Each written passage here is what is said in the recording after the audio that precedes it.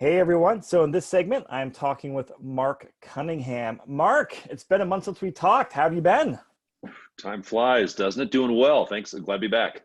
Good, glad to have you here. So I know, you and all other PMs. It's been pretty good news so far with pretty good rents coming in around year over last month.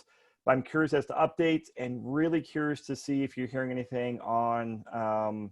And it's only been a couple weeks since the extra $600 a month unemployment benefits ended. But let's start there. Are you seeing any issues with the extra unemployment ending now and currently being in limbo as to what the government may or may not do? It's a little too early to tell Okay. for us within our record. So the big perspective is with all of the COVID stuff going on as it relates to rent, what it's done is it's just kind of made the rent collection timeline extended.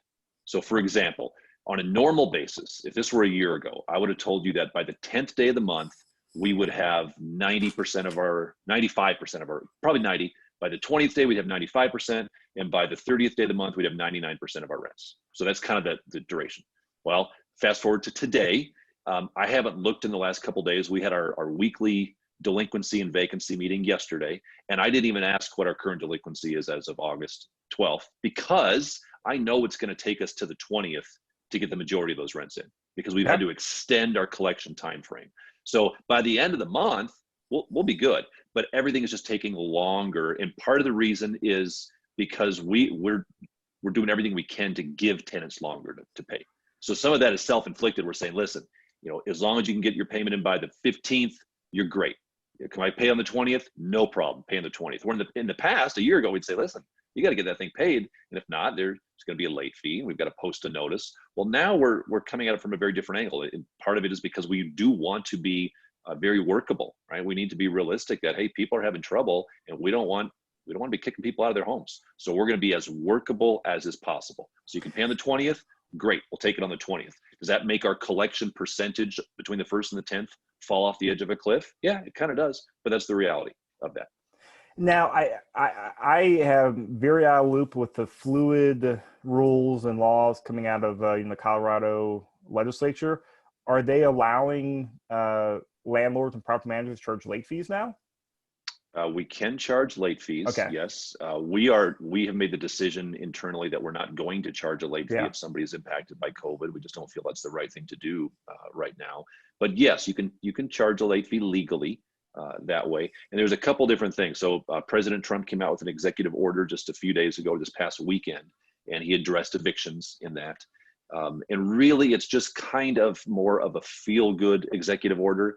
It just says, hey, I'm encouraging states and agencies and landlords to work together to avoid evictions. So it didn't change anything within that executive order, but there's been a lot of talk about, oh, Trump wrote an executive order and prohibited evictions. Well, no, he didn't. He just said, let's try to minimize evictions, but he didn't outlaw evictions within the executive order. Now the CARES Act, that's the federal act that was passed a number of months ago, that has expired now. Yep. So that's no longer in place. Some of the rules are still kind of filtering through that. But the big thing we're still seeing in Colorado, and this just came out a couple days ago, is that Governor Polis has once again extended his executive order requiring the notice period that goes to a tenant when they don't pay rent, extending that from the normal state requirement of 10 days and making it 30 days. Okay. That's the big change right now. And this is like the third time I think he's extended that. So if a tenant doesn't pay rent, you have to go back in time. Tenant doesn't pay rents, and if we're going to start the eviction process, we would have to serve what is called a 10-day demand notice. Once that notice gets served, the tenant still has 10 days to pay. And we just have to sit on our hands for 10 days. Once the 10 days is up, then we can begin an eviction process if we want to. That's the way the law always worked. But what Polis said is, he said, I'm not going to prohibit evictions, but what I'm going to say is, when the tenant doesn't pay and you go serve a notice of demand, that notice of demand has to be a 30-day notice. You've got to give them 30 days that you have to sit on your hands, Mr. Landlord, and wait for them to pay. After 30 days is up, if they haven't paid, then you can take that notice, give it to your attorney, then they can initiate the eviction process. That makes So he's sense. And extended that 30-day notice now for 3 months in a row. so it sounds like that from all the laws been flying, all the laws that have been flying around. I think a lot have been attached to the CARES Act, which expired last month. I guess the main one now is just the Pulse's executive order for the 30-day notice period. Correct. Okay. Correct. And we expect that he'll just continue to extend that every 30 days for who knows how long. So if you're a landlord and your tenant hasn't paid rent, you need to make sure you're giving them a 30-day demand notice on that. And really, so that does give the tenant more time to pay. It absolutely does. The unintended consequences of that, Chris, is it really it handcuffs us as landlords. So we almost can't work with tenants on a partial payment arrangement. Because the idea is this, right? Let's say you're my tenant and we hit the first of the month and you say, Mark, I can't pay. And so I say, well, gosh, Chris, I have to serve you a 30-day notice, right? If I've got to sit here for 30 days, I'm going to get the notice posted so we can start the clock ticking because I can't do anything for 30 days anyway.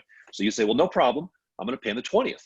And I say, okay, great. I'm going to serve you with a notice, but you come in on the 20th, I'll take it, and we're good, right? Yep. So we hit the 20th and you say, hey, my rent's $1,000 and I can only come up with 500 of this, Mark. Will you take 500 and I can pay you the other 500 in 5 more days? Will you take 500? Well, in the past, we just said, sure, give us 500 now. We'll take the other 500 in a week and we're all happy. Well, now I have a dilemma as a landlord because now I say, if I take Chris's 500 bucks, now that 30-day notice period and we're 20 days in, it erases. I got to start over from the beginning. Oh, really? So if Chris doesn't come in with the next 500, I just lost 30 days. Well, 30 days is a month. By the time that expires, now we're into the next month. So now Chris owes me a whole nother month rent plus the half the month he didn't pay before, and I got to start my 30 days open. So from a landlord's perspective, you think, well, gosh, I almost can't have flexibility in taking partial payments from my tenants because if I take $1 from you as my tenant, $1, I've reset the clock. So why would I want to take $1? I don't want to. I can't because it's not fair to our landlords. So that's, I think, the unintended consequences of this, because before this was in place, we'd make payment arrangements all day long and take partials all day long, because if you didn't follow through with your payment arrangement, it's not a problem. I can serve another 10-day notice and we can restart the clock. Well, now if you don't follow through, I just lost a month as a landlord. So that's what I think folks that are like, hey, let's make it a 30-day notice, let's make it a 60-day notice. That's what they don't see, is really this is hurting tenants, because to some extent we don't want to take partial payments anymore, because if you don't follow through, we can lose months and months. Interesting. So do you have a sense of, or have you started the eviction process? Like, how backed up are the courts? Because once you get past the 30 day, you have to schedule the court. We have one that we've been sitting on for about the last 5 months, and it should be like a slam dunk eviction case. It's a situation where unfortunately a tenant passed away and had no relationships with family or next of kin. So it's basically like this empty property that's been sitting there for 4 months, right? And so it should just be let's go in, move the stuff out. There's just some junk in there. We want to move it out and take possession, but we have to go through the legal eviction process. Oh, so this one should be about as streamlined as it can be. There's no dispute. There's no problems. We just need to get possession. We actually have court scheduled. We finally got a court date scheduled. It's taken us literally several months. We have a court date scheduled for next week. So we're very curious as to see, is this one going to be kind of easy and smooth sailing for us to regain possession? Because if we can't get this one done, then it doesn't speak well of ones that are going to be a little bit more sticky with tenants in place. And so post-COVID, this sounds like this is your first eviction court date? This will be our first eviction court date in the last, 5 months? Yeah. So next month, we will see how that goes. And how did I want to loop back to this. How did I know we're sitting in I think August 12th today. How did your July numbers pan out? Just as far as total gross rent collector, are you still on par for what you did July? Yeah, we are. 19? So we looked at that yesterday. So we've got, from a percentage of our tenants, because what we're tracking is who still owes money for July. Right? I mean, if we're not even counting August yet, because it's still too early in the month, really. We've got about just barely over 1%, about 1.5% of our tenants that still have a balance owed for July. So that's good news. Right? I mean, over 98.5% of our tenants have paid all their rents, but that 1.5% still has a balance for July. So with those folks, what we're doing is we're still trying to work with them, but they kind of fall into that category of what I was just talking about, where we have posted the 30-day notice. And we were just talking yesterday, because we had one guy, a tenant, he said, hey, can I come in and I can pay almost all my back rent. And so we're thinking, well, no, we can't take that partial, because why? Well, because we're like 20 days into the notice period now. So if we take it, we just lost 20 days. So we say we'll still take your full payment, but we can't take the partial. So keep your money, keep your money until you get all of it, then come and pay. But by the time that happens, it's probably going to be September. So then it's a catch-22 again. Well, now we say, well, gosh, if we take this now, we're a month behind again. So it's that's the trick. That requires, I think, just some real wisdom in landlords knowing their tenants, what they're able to do, how much risk they're willing to take, and how much longer they're willing to extend the potential collection and eviction process on some of these. Because we do have a couple tenants, I think just two. We have two they're playing the system. Right? They're saying, hey, you know what? I don't have to pay rent. Come get me. I'm not going anywhere. I'm not paying. And let's just see how this plays out. And they're going to drag this thing out. And they have the legal right to do so. And so those are the folks that are kind of gaming the system. And there's very few folks doing that, I think, on a larger scale. But that's the reason the system was designed, right? To keep folks like that from gaming these small landlords. And so that's unfortunate. Can you share, I know you mentioned to me before hit record, I want to ask you before I give the number, but can you kind of share, the percent of tenants you have that are gaming the system or just are totally refusing to pay anything? Because you have about 1,000 doors under management. We've got about 1,000 doors, and I think we have two tenants. So 2 out of 1,000 that are saying, you know what, I don't want to pay. Just not going to do it, and ceasing that. But even with taking those into consideration overall, we still only have, I think we've got like 9 tenants that have balances with July rent. Okay, so you have about 2 gaming the system and just about 9 that are not fully paid up through July. Correct. So so all that is well below, if I'm doing my mental math right, well below 1% of your overall portfolio, right? Yeah. Yep. And when we look at the numbers, because some of those folks haven't paid, they haven't paid April, they haven't paid May, they haven't paid May, June, or July. So some of the balances can be significant, right? When those balances start accruing, but from a number of individuals, we're seeing that very small. Okay, so good overall, unless you're one of those unlucky landlords that has if you're that unlucky landlord, you're saying, well, Mark, that sounds great. I'm glad everyone's paying, but my tenant isn't. And I've talked to some other PM companies that do have much higher delinquency numbers. So I think some of it as a landlord, you have to factor in what class of property do you have, right? I mean, A, B, and C class properties, that's different.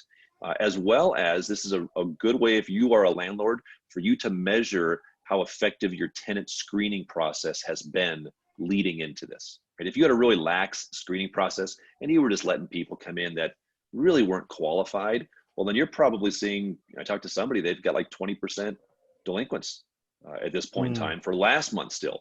Well, what that tells me is, gosh, your screening process probably just wasn't where it really should have been, letting those folks in the first place. Great. Well, Mark, those were all the questions and data points I had. Anything you want to share before we wrap up?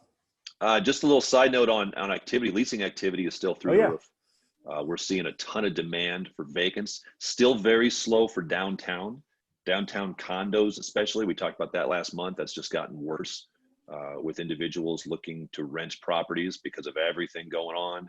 Now, is that both like, because, from, looking at some, other friends that are realtors that are listing properties, and then I read the Denver Metro apartment vacancy data they released last month or for Q2.